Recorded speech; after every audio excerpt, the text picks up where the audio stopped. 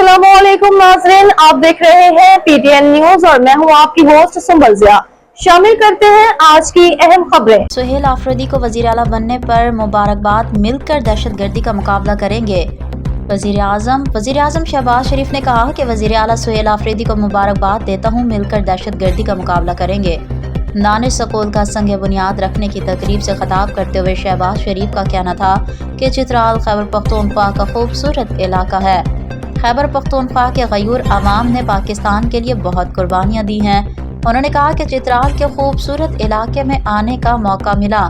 यहाँ के लोग बहुत मुहज़्ज़ब और पुरअमन हैं। खैबर पख्तूनख्वा और चित्राल के हुब्बुल वतनी मिसाल है।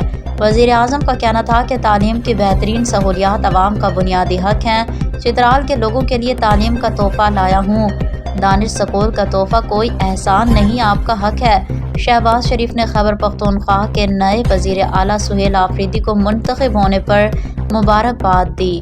नए वज़ीर आला को भरपूर तावन करने की यकीन दहानी कराते हुए कहा कि मुझे उम्मीद है कि वो मेरी पेशकश को कबूल करेंगे। न्यूज स्टूडियो से अब तक के लिए इतना ही। मज़ीद खबरों और अपडेट्स के लिए देखते रहें पीटीएन न्यूज। अल्लाह निगहबान।